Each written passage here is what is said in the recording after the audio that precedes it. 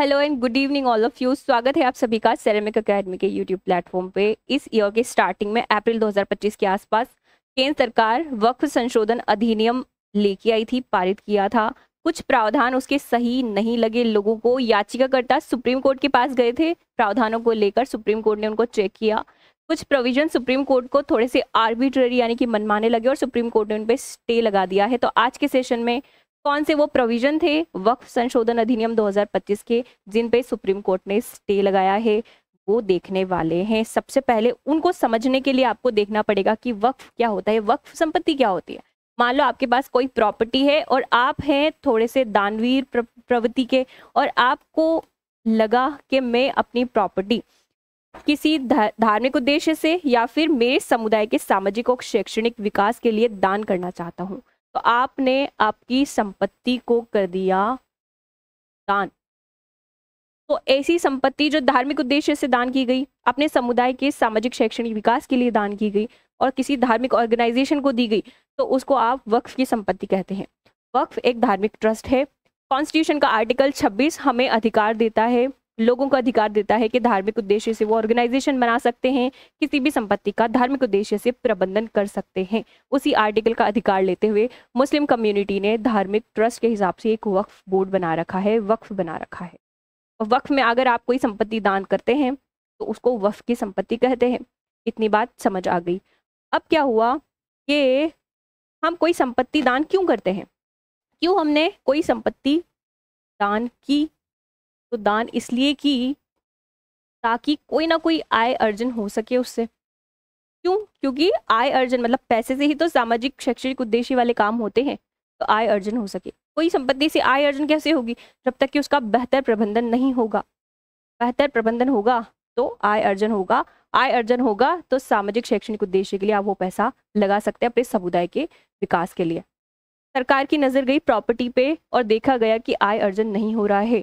आय अर्जन क्यों नहीं हो रहा है? प्रबंधन में बहुत गड़बड़ियां देखी गई, इसका प्रबंधन ठीक से नहीं हो पा रहा है।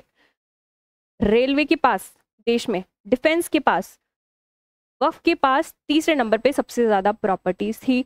लगभग उस समय जब जांच की गई थी 9 लाख एकड़ की भूमि वक्फ लेके बैठे थे। 1.2 लाख करोड़ रुपए इसकी मार्केट वैल्यू थी, लेकिन आउटपुट लगभग 2-3% ही दे रहा था, कोई आउटपुट ही नहीं आ रहा था।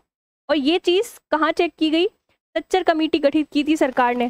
सच्चर कमेटी जब 2005 में गठित की गई तो उस रिपोर्ट का एक हिस्सा डेडिकेटेड था। उसने चेक किया कि वक्फ की प्रॉपर्टी का ठीक से प्रबंधन हो रहा है या नहीं हो रहा है। तो ये सारी गड़बड़ी पाई गई कि प्रबंधन नहीं हो रहा है, बहुत कम आउटपुट आ रहा है, तो उसको सुधार करने की जरूरत है। पारदर्शिता नहीं है, पारदर्शिता लाने की जरूरत है। तो 2013 में भी कुछ पारदर्शिता से रिलेटेड अमेंडमेंट यहाँ पे किए गए थे। ऐसे समय समय पर संशोधन होते गए। 1954 में भी हुए, 64 में भी हुए, 1995 में हुए, 2013 में हुए, और तब भी प्रबंधन इसका नहीं सुधरा। तो फिर से 2025 में संशोधन लाया गया, अधिनियम पारित किया गया।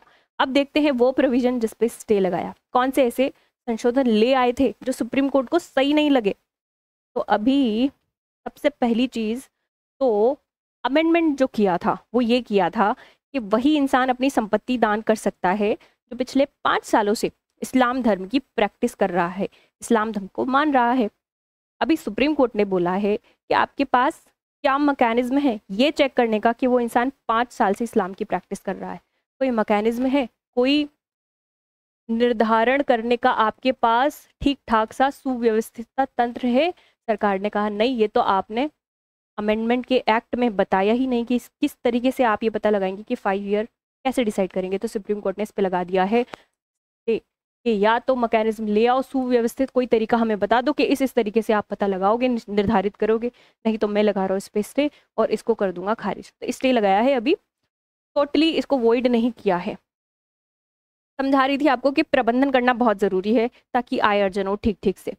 तो बेहतर प्रबंधन के लिए लगभग 1964 में भी अमेंडमेंट किया था और 1964 में केंद्रीय वक्फ परिषद का गठन किया गया था। केंद्रीय वक्फ परिषद 1964 में गठित हुई जो कि राष्ट्रीय स्तर पर वक्फ की संपत्तियों का मैनेजमेंट करती है। इसमें लगभग 22 सदस्य रखे गए थे। इसी प्रबंधन के लिए ग्राउंड लेवल पे, ग्रास रूट लेवल पे राज्य वक्फ बोर्ड का गठन किया गया। राज्य वक्फ बोर्ड में लगभग 11 सदस्य रखे गए थे कि इसमें 11 सदस्य होंगे। हर ऑर्गेनाइजेशन में कुछ ना कुछ सदस्य होते, इसमें 11 सदस्य, इसमें 22 सदस्य रखे गए। अभी राज्य वक्फ बोर्ड का क्या काम है, वो देखता है ग्राउंड लेवल पे कि वक्फ की संपत्ति कौन कौन सी है, कोई इस पे कब्जा करके तो नहीं बैठा है, कब्जा करके बैठा है तो उसका कब्जा हटाना, कार्यवाही करना, इस तरीके का रिकॉर्ड मेंटेन करना कि कहाँ कितनी कितनी अपने पास संपत्ति है, उसके पूरे अभिलेख अपने पास रखना, ये काम है राज्य वक्फ बोर्ड के, वो ये काम करता है।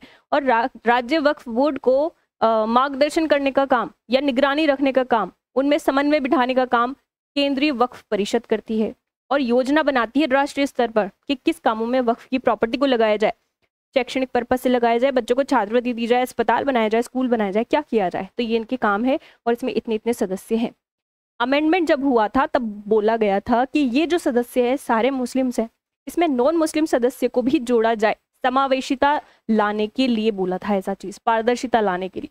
तो 22 सदस्यों में से अधिनियम में तो क्या कहा था कि इसमें आप लगभग 12 सदस्य नॉन मुस्लिम जोड़ दीजिए, नॉन मुस्लिम सदस्य का प्रावधान कर दिया था। स्टेट वक्फ बोर्ड में 11 सदस्यों में से बोल दिया था कि मैक्सिमम 7 नॉन मुस्लिम मेंबर्स आप ऐड कर दीजिए। यहाँ पे सुप्रीम कोर्ट को ये रेशियो थोड़ा सा ठीक नहीं लगा, बोला 22 में से 4 ही नॉन मुस्लिम रहने दो, ये रेशियो सही है। तो बोला कि 12 नहीं 4 रखो, और 7 में से मैक्सिमम 3 ही नॉन मुस्लिम रहने दो, यहाँ पे भी ये रेशियो ठीक है। तो ये बात बोली गई। अधिनियम में ये कहा गया था कि राज्य वक्फ बोर्ड, कोई भी एक परिषद या कोई भी बोर्ड होता है तो उसका कोई चीफ एग्जीक्यूटिव ऑफिसर होता है।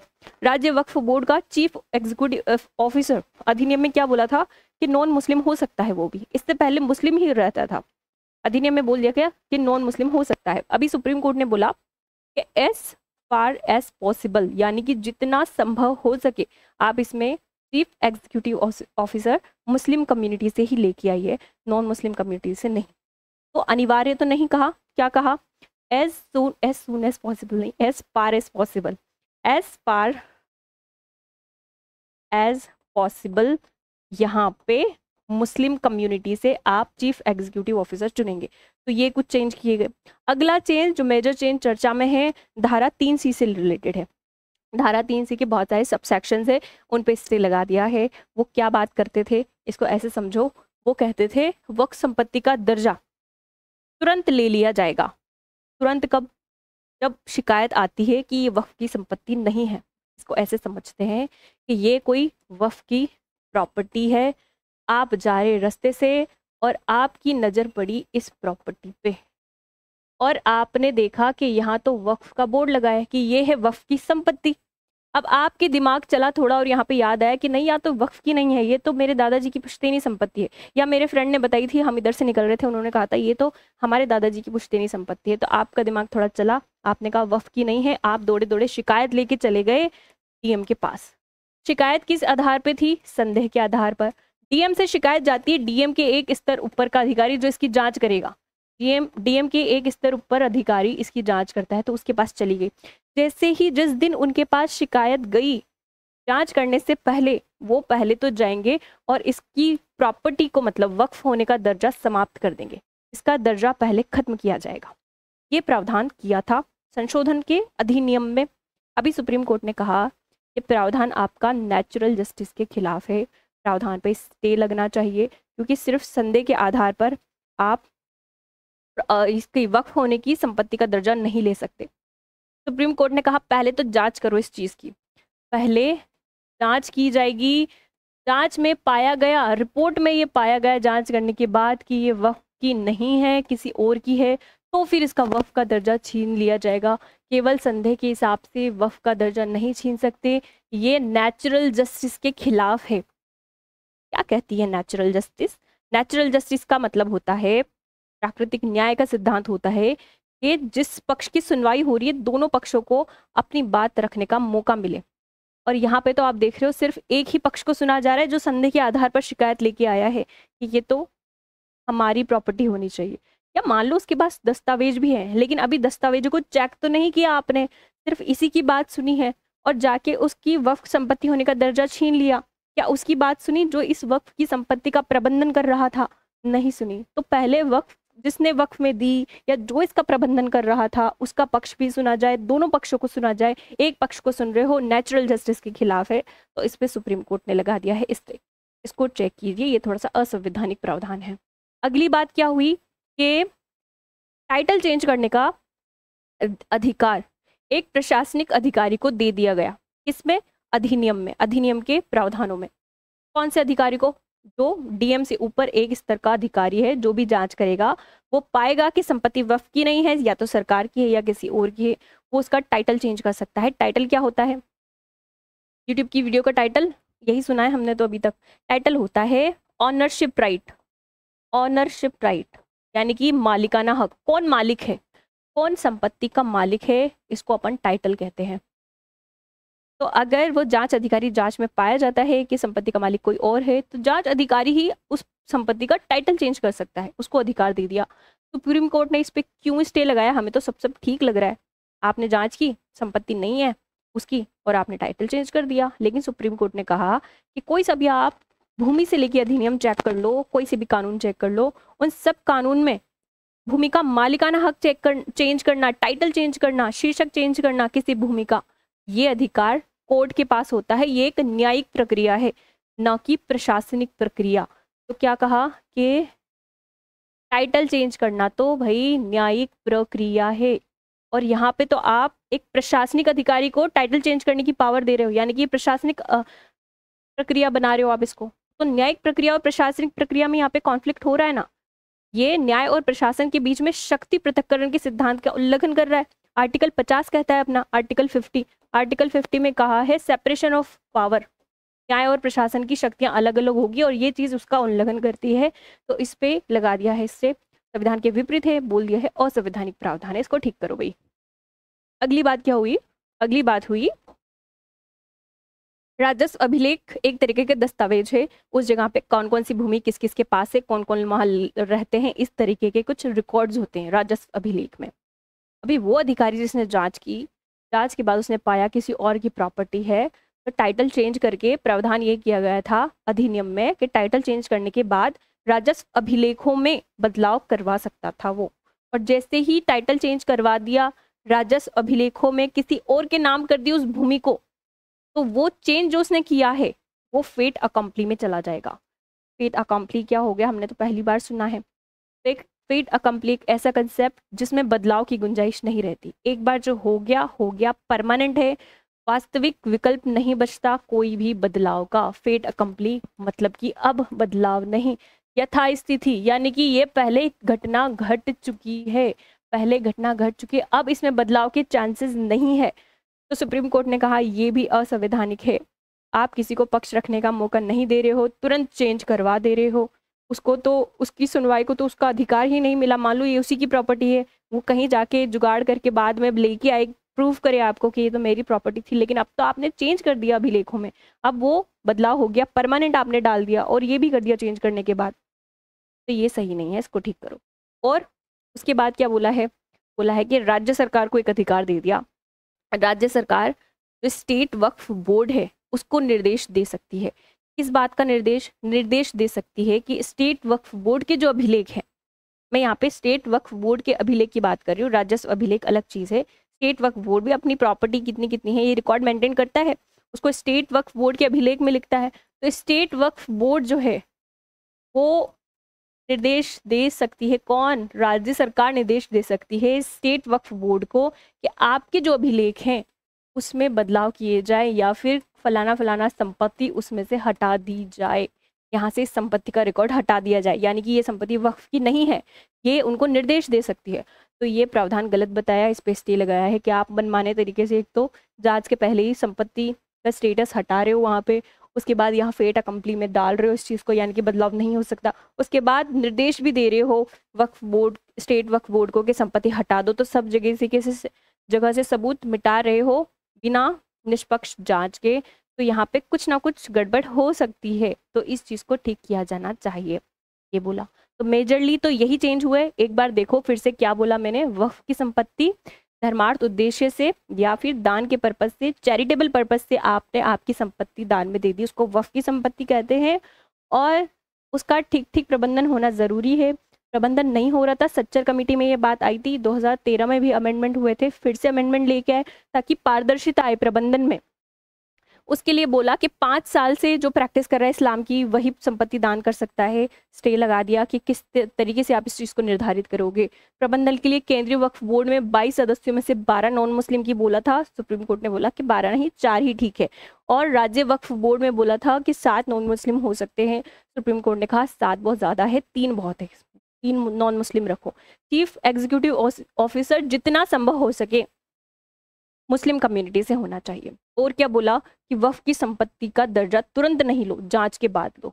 और संपत्ति का दर्जा कौन ले रहा है, ये कौन छीन रहा है, छीनना नहीं, ये कौन संपत्ति का दर्जा वापस ले रहा है, इसको हटा रहा है। छीनना गलत वर्ड हो गया, छीनना नहीं होता। जांच के बाद ये पता करो, जांच के बाद लो। और ये प्रशासनिक अधिकारी का काम नहीं है। प्रशासनिक अधिकारी काम सिर्फ जांच करना है और टाइटल चेंज करना हाई कोर्ट या फिर ट्रिब्यूनल का काम है। वो आगे टाइटल चेंज करेंगे, प्रशासनिक अधिकारी नहीं करेगा। शक्ति पृथक्करण के खिलाफ था तो इसको ठीक करो, प्रावधान सही नहीं है।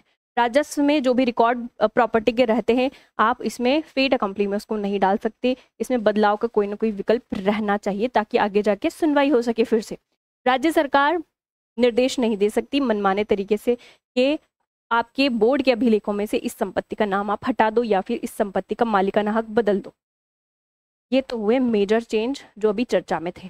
इसके बाद कुछ और प्रोविजन भी थे। सुप्रीम कोर्ट ने तो उनकी तारीफ की और स्पष्टीकरण दिया कि ये बहुत अच्छा प्रोविजन किया है आपने। एक तो स्टेट वक्फ बोर्ड और केंद्रीय वक्फ परिषद में महिलाओं को सदस्यता दी थी, तो उसकी भी बोला कि ये समावेशी है बिल्कुल और महिलाओं के अधिकार को सुरक्षित करने के लिए किया गया है, तो इसका मैं वेलकम करता हूँ। ये तो सही प्रावधान है। और भी कुछ प्रावधान थे जैसे कि वक्फ बाय यूज़र हटा दिया था अधिनियम में, तो सुप्रीम कोर्ट ने बोला कि बिल्कुल सही किया। वक्फ बाय यूज़र से बहुत सारे कब्जा वाले केस आ रहे थे, इंक्रोचमेंट बढ़ रहा था, इंक्रोचमेंट